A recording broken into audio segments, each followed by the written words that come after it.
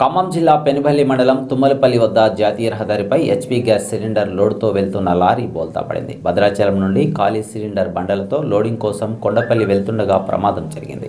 ప్రమాదంలో డ్రైవర్కు స్వల్పంగా గాయాలయ్యాయి.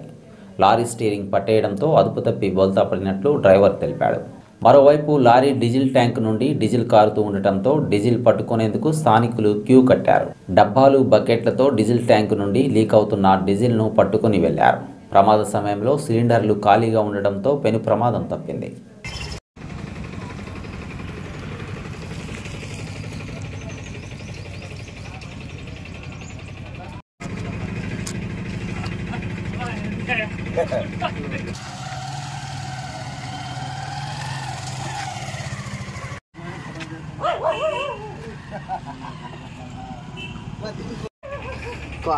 వచ్చి వాడతారు డ్రైవర్.